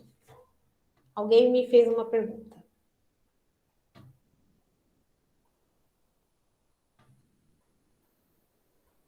Essa jogadinha matemática é o mais complexo, diria eu, tá? Mas aí é só substituir na fórmula. Beleza? Que eu não vou fazer. Vamos lá. Exercício 2. Os fótons de raios gama emitidos durante o decaimento nuclear de um átomo de tecnésio 99, usado em produtos radiofarmacêuticos, têm essa energia, tá? 140,5111 keV. Eu quero saber o comprimento de onda de um fóton de raios gama. Novamente, isso aqui é aplicação direta de fórmula. Eu acredito que a maior dificuldade seja unidade, tá? Aí, então, a pergunta é, né? Eu tenho um fóton de raios gama, tá? Que ele tem uma energia igual a 140,511 keV. Eu quero saber o comprimento de onda. Novamente, aplicação direta da fórmula. Eu sei que a energia de um fóton é dada pela constante de Planck vezes a frequência. Mas o exercício quer que eu calcule o comprimento de onda. Sem problemas, eu conheço uma relação entre frequência e comprimento de onda. A relação é que a frequência é dada pela velocidade da luz dividido pelo comprimento de onda. Substituindo uma equação na outra, eu chego à conclusão de que a energia é igual à constante de Planck vezes a velocidade da luz, dividido pelo comprimento de onda, e é o fim do meu problema, né? Eu tenho comprimento de onda sendo dado pela constante de Planck vezes a velocidade da luz, dividido pela energia. Constante de Planck é uma constante, velocidade da luz, 3 vezes 10 a oitava metros por segundo, também é constante, e a energia foi dada no enunciado. Qual é o cuidado nesse exercício? Unidade. Veja, a energia está sendo dada em kilo-elétron-volt. Kilo-elétron-volt.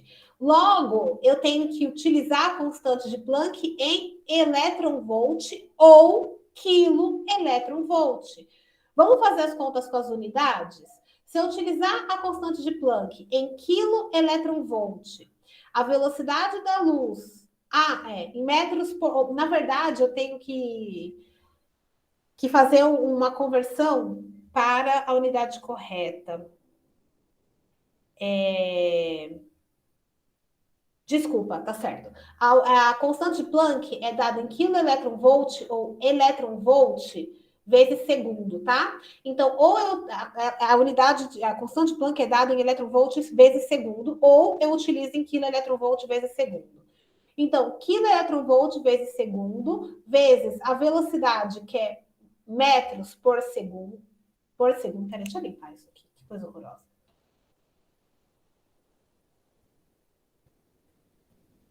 Peraí. Eu não vou entender nada. Vamos lá. Então, a constante de Planck é dado em electron-volt vezes segundo. A velocidade é dada em metros por segundo. E a energia é dado por electron-volt. Tá? Então, isso vai cortar com isso vai cortar por isso, e o comprimento de onda vai ser dado em metros. E se vocês observarem no gabarito, o resultado está em picômetros, tá? Ou seja, eu preciso converter unidades aí. Então, esse exercício, novamente, é uma aplicação direta da fórmula. Se vocês não estão chegando ao resultado certo, eu só posso imaginar que vocês não estão tendo cuidado com as unidades. Alguma dúvida nesse exercício?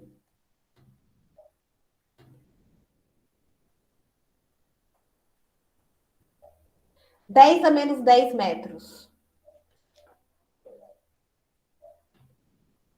Tá? Então, um picômetro tem 10 a menos 10 metros. Tá bom? É 10 a menos 10 ou 10 a menos 12? Boa. É 10 a menos 12. Angstrom é 10. Não, Angstrom é 10 a menos 10. Então, é 10 a menos 12.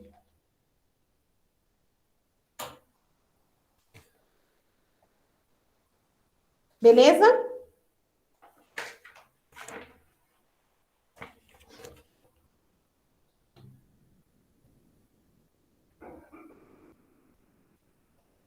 É 10 a menos 12, tá? Não é 10 a menos 10. Vou até confirmar.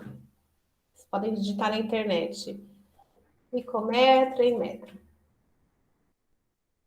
10 a menos 12. Não 10 a menos 10. Tá bom? Isso. Beleza. Obrigada, Fernanda. Vamos para o próximo. O próximo foi o exercício 4. Mesma coisa. Qual é a energia de um quantum de luz que tem esse comprimento de onda? Ó, a resposta está sendo dada em joules. Então, mesma questão. Eu tenho uma... Peraí, deixa eu pegar o enunciado de novo. Eu tenho um quantum de luz que tem comprimento de onda de 11,592 angstrom. Então, aqui tem 11, comprimento de onda de 11,592 angstrom. Ele quer saber a energia, certo? Energia. Não tem... É exatamente o mesmo caso do exercício anterior. A energia de um fóton é dada por Hni, a frequência é dada pela velocidade da luz dividida pelo comprimento de onda. Combinando as duas equações, eu tenho que a constante de Planck vezes a velocidade da luz é igual ao comprimento de onda, só que agora eu quero energia, certo? Constante de Planck é uma constante, velocidade da luz é constante, comprimento de onda foi dado, acabou o problema, tá? A única questão que vocês têm que tomar cuidado aqui é que o gabarito ele é dado em joule, o que significa que as unidades aqui têm que estar em metros. Então, eu preciso converter de angstrom para metro. Um angstrom tem 10 a menos 10 metros. Acabou, tá bom? Só aplicação de fórmula que, novamente, eu não vou fazer. Tudo bem?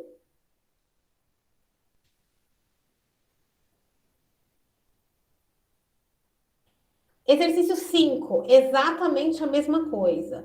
O olho humano é mais sensível à luz verde de comprimento de onda igual a 505 nanômetros. Verificou-se em experiências que quando pessoas são mantidas em quarto escuro até que seus olhos se adaptem à escuridão, o único fóton de luz ativará as células receptoras das camadas externas da retina. Qual a frequência desse fóton? Simples, né? Então, eu tenho... Deixa eu limpar aqui o frame... Então, eu tenho um fóton cujo comprimento de onda é 505 nanômetros, ele quer a frequência. Então, a frequência é dada pelo comprimento de luz sobre o comprimento de onda, a velocidade da luz sobre o comprimento de onda. Isso é constante, isso foi dado. Qual é o cuidado? Unidade. Velocidade da luz dada em metros por segundo significa que o comprimento de onda tem que ser dado em metros. E aqui está em nanômetros. 1 nanômetro tem 10 a menos 9 metros. Então, eu acredito que nesses exercícios o problema está sendo unidade, tá bom?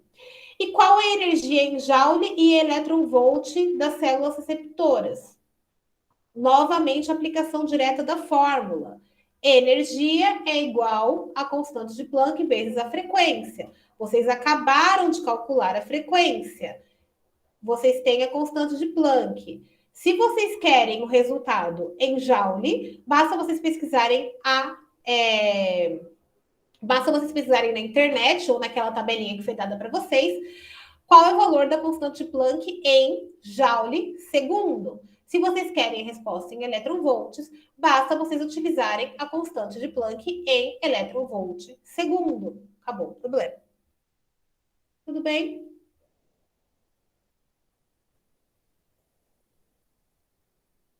Lembrando, ó, que a frequência, quando eu fizer isso daqui, vai ser dada em segundo a menos 1, tá? Então, é por isso que vai dar tudo certo.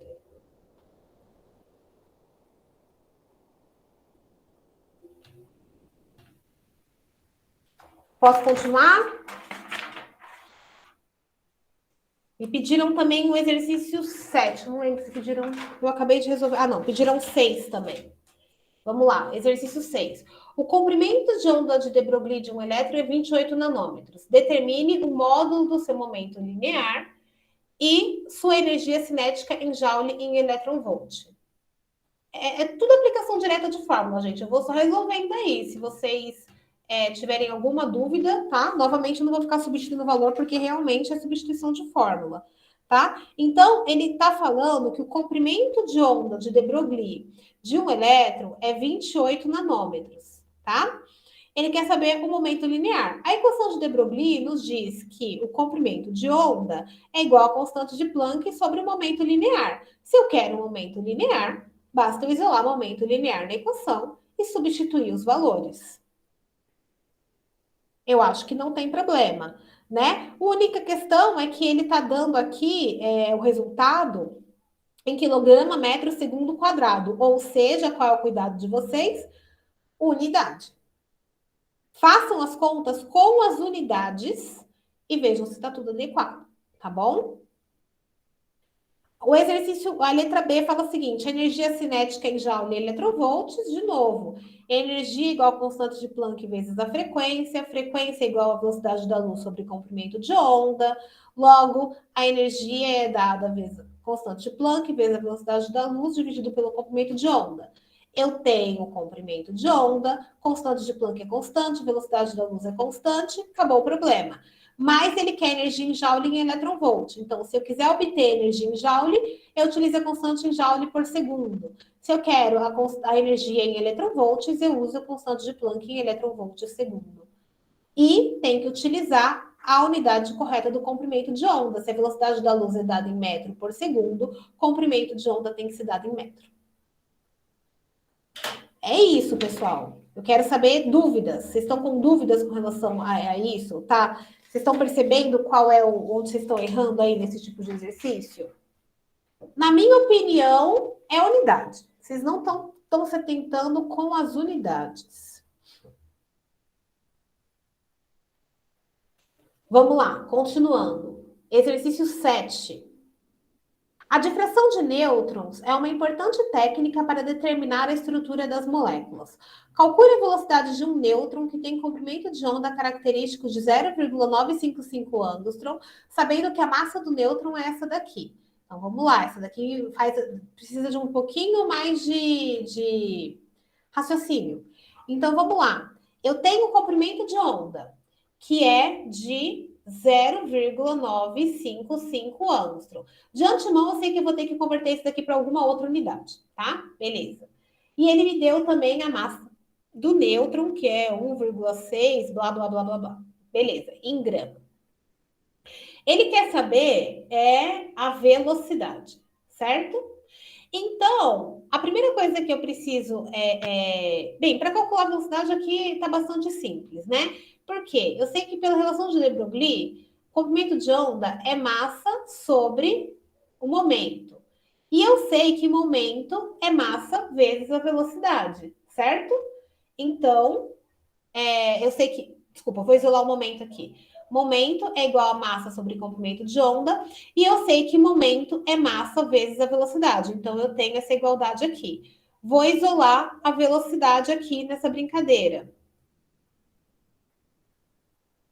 Desculpa, não é massa.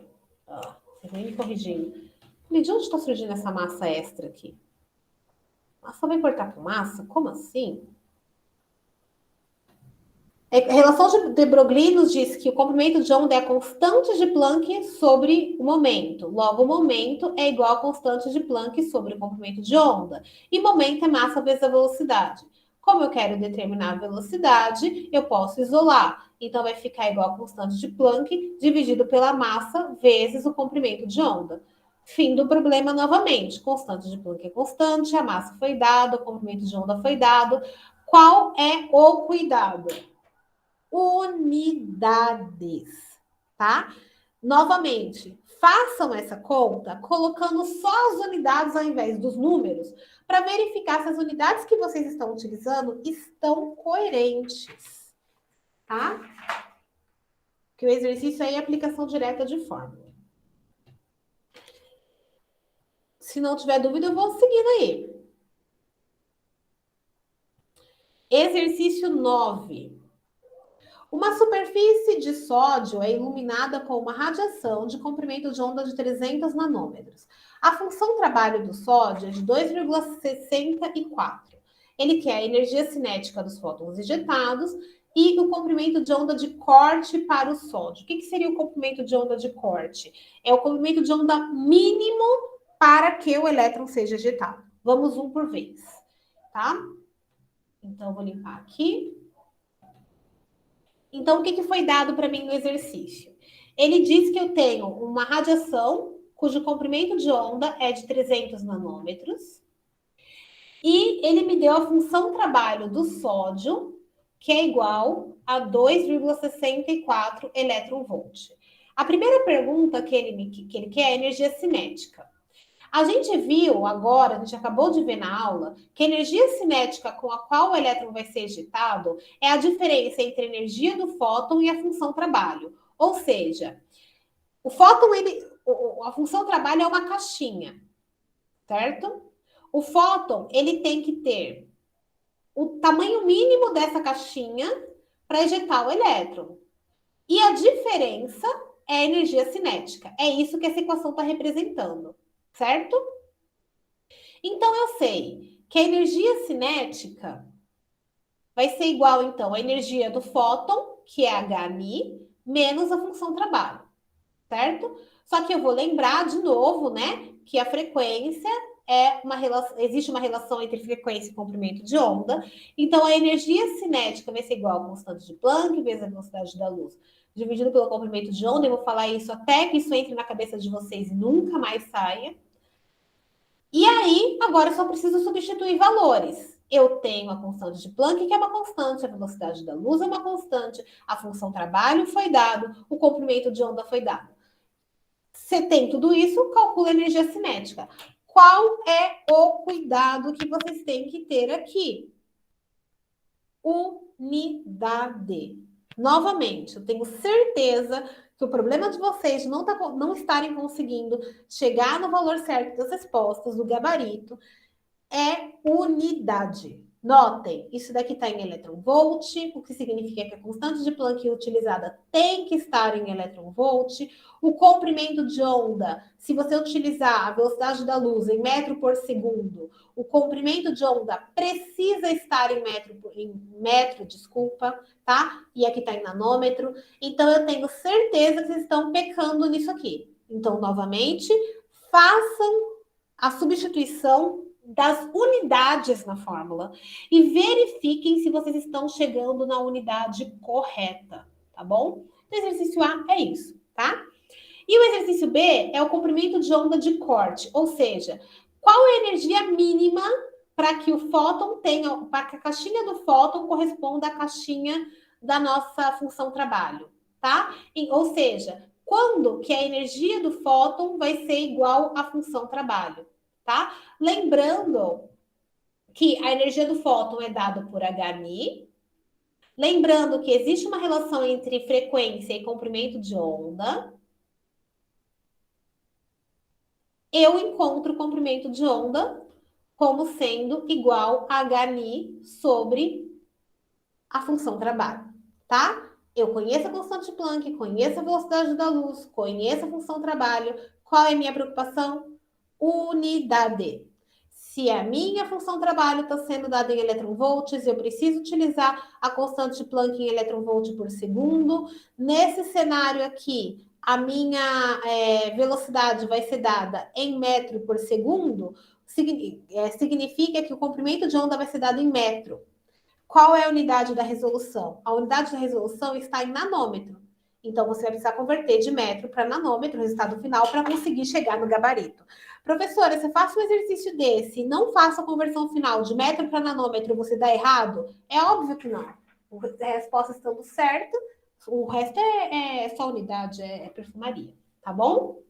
Agora, para vocês compararem esse resultado com o gabarito, vocês precisam estar na mesma unidade, tá bom? Tô achando que tá tudo lindo, né? Se vocês não me pararem, eu vou seguindo em frente. Vamos lá. Exercício 10. Vamos para o exercício 10. O Thiago deixou uma pergunta. Sempre que ele pedir corte, sim, Thiago, sempre. O corte é a energia mínima necessária para tirar o elétron. E a energia mínima necessária para tirar o elétron é a própria função trabalho. Então, o fóton ele tem que ter, no mínimo, essa energia para remover o trabalho. Qualquer excesso de energia do fóton vai ser convertido em energia cinética. Beleza. Muito bem. Exercício 10. Me pediram também o exercício 10. Qual é a frequência da luz necessária para arrancar elétrons de uma superfície limpa de platina que tem essa função trabalho? Novamente, mesma resolução, tá? Então, ele quer saber qual é a energia mínima necessária para arrancar o elétron. A energia mínima necessária para arrancar o elétron é a própria função trabalho. Então, ele quer saber quando a energia do fóton vai ser igual à função trabalho, certo?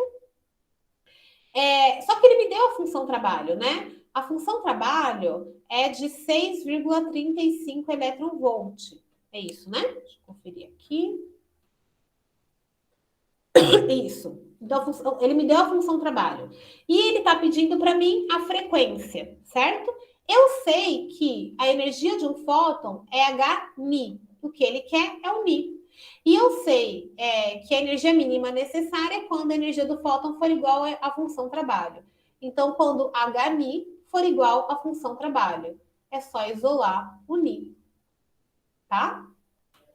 Eu tenho a função trabalho, foi dado, a constante de Planck é uma constante, eu acho a velocidade. Cuidados, unidade. Simples assim. Se a minha função trabalho está em eletronvolts, isso significa que a constante de Planck tem que estar em eletronvolt por segundo, tá bom?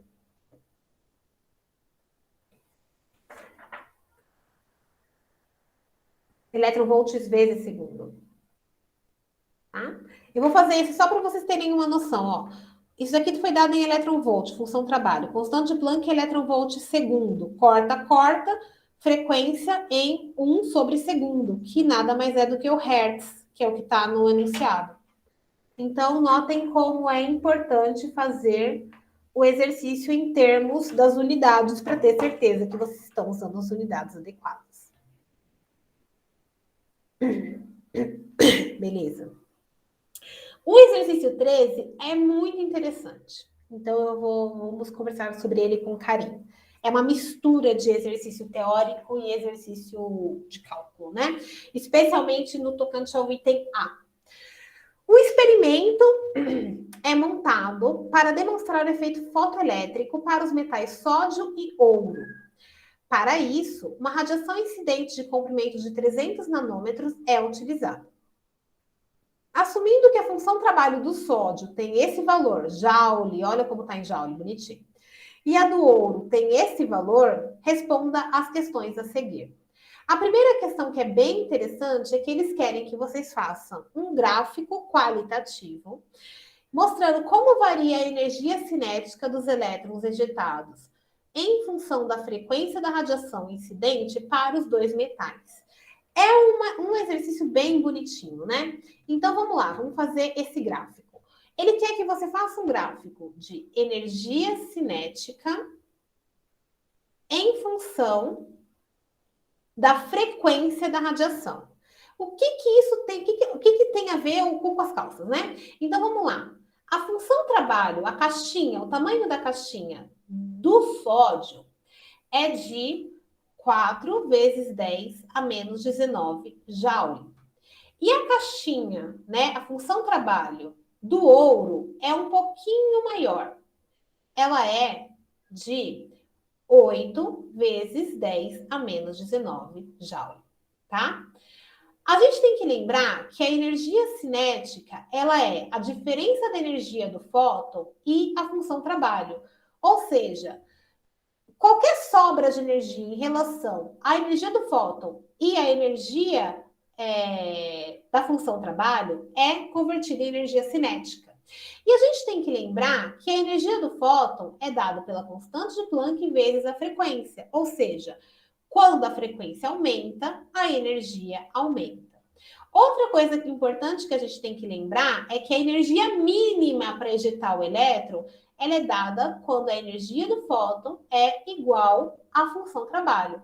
Lembrando novamente que a energia do fóton é igual a Hν, ou seja, você precisa de uma frequência mínima para que essa energia seja igual à função trabalho. Em termos de gráfico, como é que isso fica? Então, vamos pensar no sódio primeiro. Então, para que o sódio seja ejetado, você precisa que a energia do fóton seja igual à função trabalho do sódio. Lembrando, novamente, que essa energia está relacionada à frequência, ou seja, até um certo valor de frequência, você não vai ter velocidade nenhuma. Por quê? O valor mínimo de energia, de frequência necessária, você precisa de um valor mínimo de frequência para que a energia do fóton seja igual à função trabalho do sódio. Até você atingir essa frequência mínima, a velocidade é zero, porque você não tem sobra de energia para ser convertida em energia cinética. A partir do momento que você atinge essa frequência mínima para o sódio aqui, qualquer diferença, qualquer aumento da frequência promove um aumento da energia cinética. Então, esse gráfico ele vai subir assim. Certo? A partir do valor mínimo, eu ganho energia cinética. E a energia cinética ela só aumenta com o aumento da frequência. Isso para o sódio. Quando eu tiver o ouro, qual vai ser a diferença? A diferença é que a energia mínima para remover o ouro, o elétron do ouro, é um pouquinho maior que a do sódio. Então, o valor mínimo dessa frequência para o ouro é maior do que a do sódio. A partir desse valor mínimo, toda a frequência extra que me der uma energia extra para o fóton vai ser convertida em energia cinética. Bonitinho, né? Isso é todo o conceito da aula convertido em um gráfico. Tudo bem?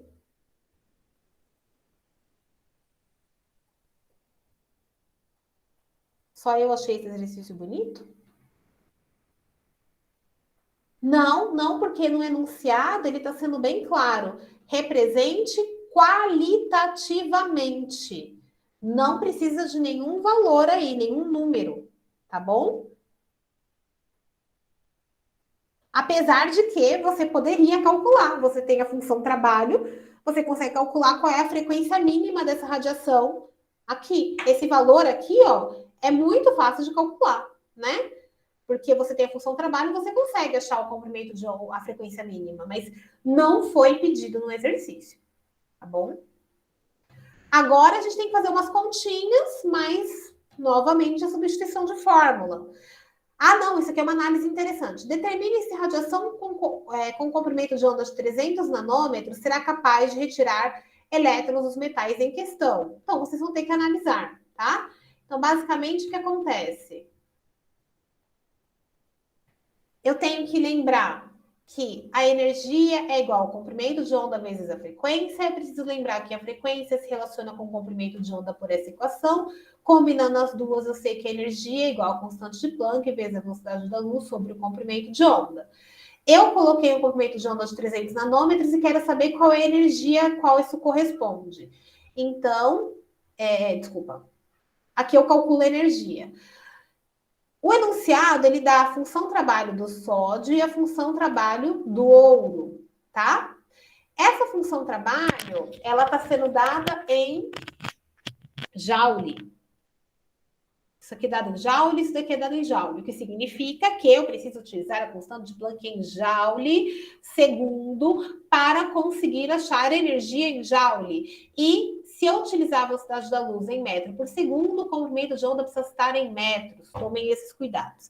Enfim, como é que vocês vão saber se esses 300 nanômetros são suficientes para ejetar elétrons do sódio e do ouro? Bem, se a energia do fóton for igual ou maior que a energia da função trabalho do metal, ele vai ser ejetado.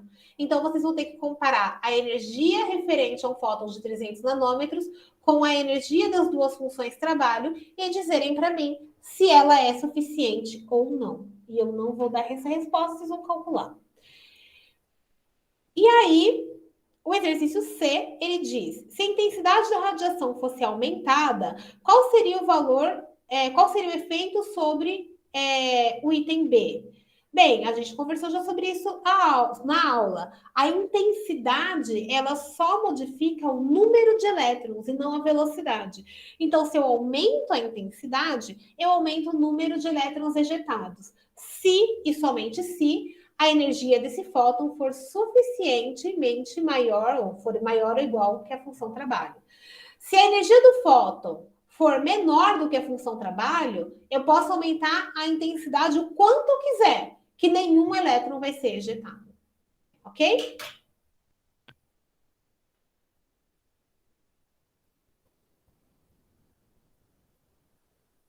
Sim, é uma relação linear, por isso que é uma reta, tá? A energia e a frequência têm uma relação linear, tá? Porque a energia cinética está relacionada à frequência por uma relação linear. Por isso que é uma reta, tá bom? É que eu não consegui desenhar uma reta, mas é uma reta, Marina. Imagina, usa imaginação. Toda vez que eu estiver desenhando, vocês vão ter que utilizar bastante a imaginação, porque a minha capacidade de desenhar é terrível, tá bom?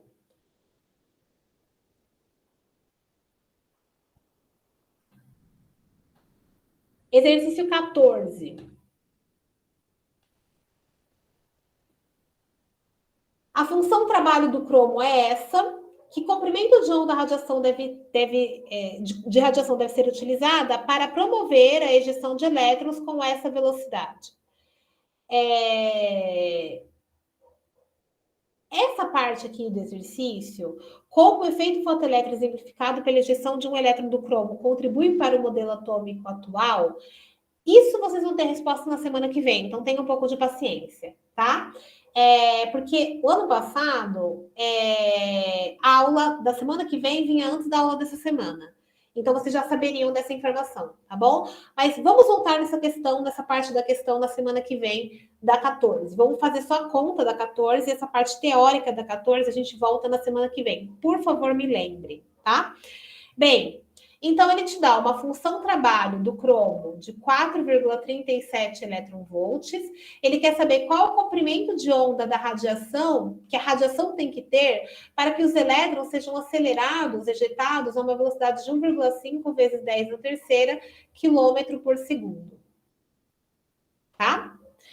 Bem, eu sei. Então, como eu converto a energia do fóton em velocidade? Então, eu sei que a função trabalho é uma caixinha. Então, para que eu tenha energia cinética, o fóton ele tem que ter o valor mínimo da caixinha mais uma sobra. tá? Então, eu preciso ter uma sobra adequada, que é a energia cinética, para me dar essa velocidade. Ou seja, a energia cinética é igual à energia do fóton menos a função trabalho. A energia cinética é dado por mv² sobre 2. A energia do fóton é dado por a constante Planck vezes a frequência, e a função trabalho é dada pela função trabalho. Eu vou lembrar que existe uma relação entre frequência e comprimento de onda, e aí eu vou chegar que mv² sobre 2 é igual a H vezes C dividido pela constante pela comprimento de onda, menos a função trabalho, e é o fim do problema, né? Vocês vão isolar o comprimento de onda, porque essa é a pergunta, tá? Vocês têm a massa do elétron, vocês têm a velocidade que foi dada no enunciado, vocês têm a constante de Planck, vocês têm a velocidade da luz e vocês têm a função trabalho. Qual é o cuidado desse exercício? Unidade. E aí, é isso. Tudo bem? A massa do elétron, ela tem nas tabelas, tá? Que a gente mandou, você pode pesquisar na internet, mas ele é 9,11 vezes 10 a menos 31 quilos. Beleza? Vamos lá, exercício 15. O comprimento de onda... Cadê o exercício 15? A velocidade de um elétron emitido pela superfície de um material iluminado com fóton é essa. Qual o comprimento de onda do elétron emitido? Mesmo problema de sempre.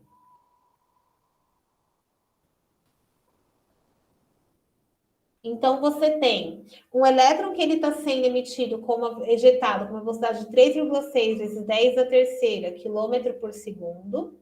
E eu quero saber o comprimento de onda do elétron emitido. Então, beleza. Eu sei que essa velocidade está relacionada a uma energia cinética, certo? Que é dado por mv² sobre 2. Então, eu sei que essa energia cinética está relacionada com a energia do fóton incidente. Então, eu sei que a energia do fóton é hν. Eu sei que Ni é relacionado com o comprimento de onda através dessa relação. Então, a energia é igual a H vezes C dividido pelo comprimento de onda. Comprimento de onda é igual a H vezes C dividido pela energia. Então, eu tenho a velocidade, substituo aqui, acho energia cinética. A energia cinética, ela é resultado desse fóton, né, que foi incidente. Então, eu posso substituir essa energia aqui. Tenho a constante de Planck, tenho a velocidade da luz, acho o comprimento de onda. E aí, novamente, o problema é de unidade. Ok?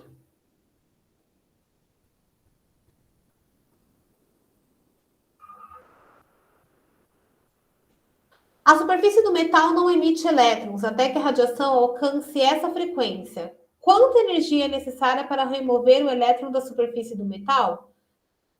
Aí é mais simples ainda, né? É uma aplicação direta da fórmula.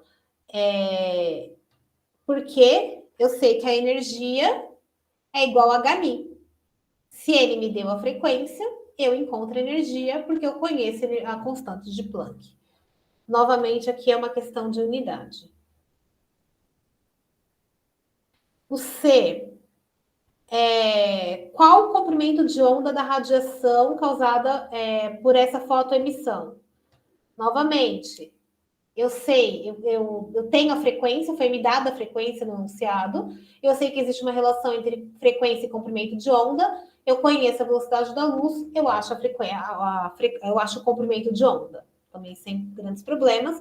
E quando vocês encontrarem essa radiação, que vai dar um valor de 8,6 nanômetros, isso corresponde à energia de raio-x. Ah, como é que eu sei disso? Vocês podem pesquisar no Google.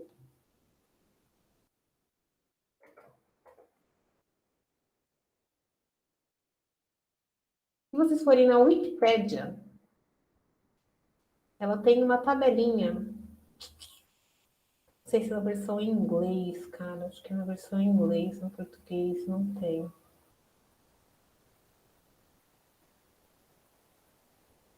Deixa eu ver.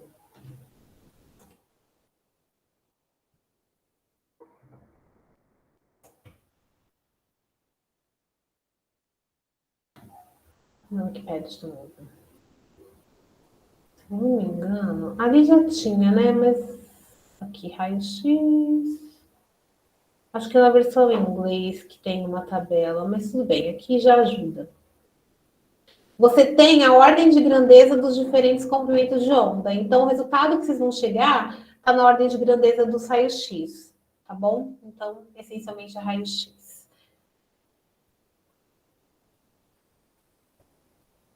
Tudo bem, pessoal?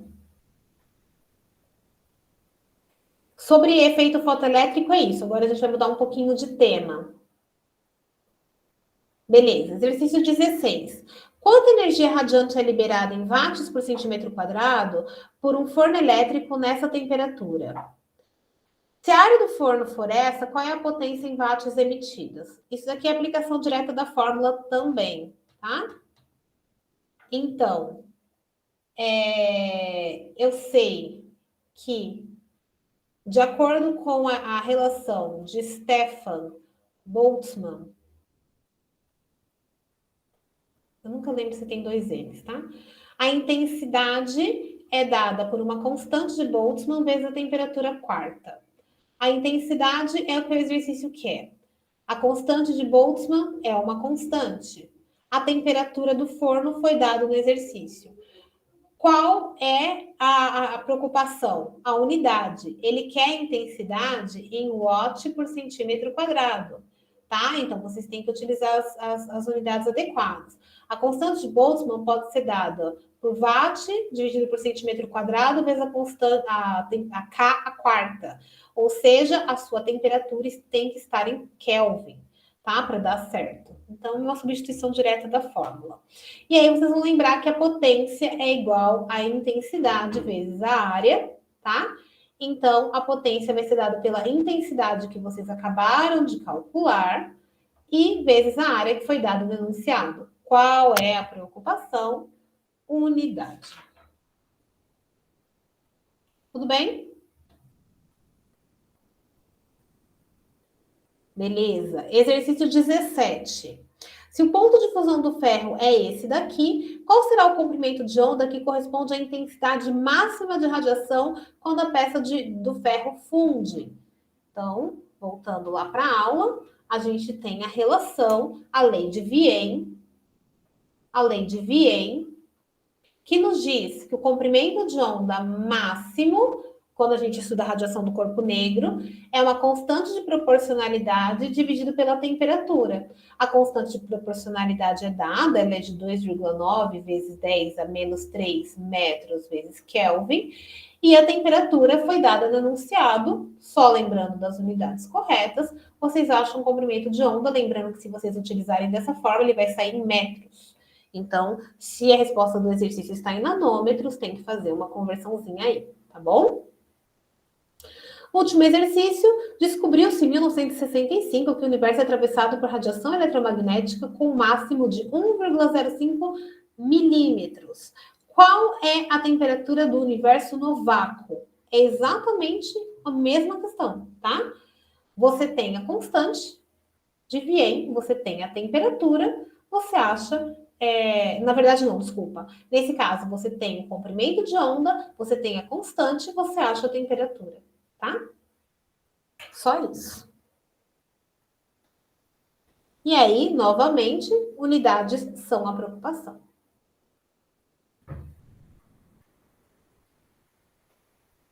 É isso.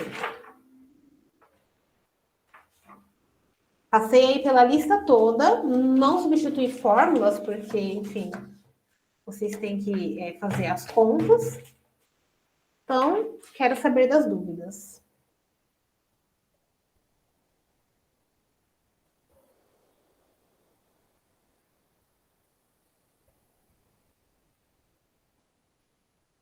Nada?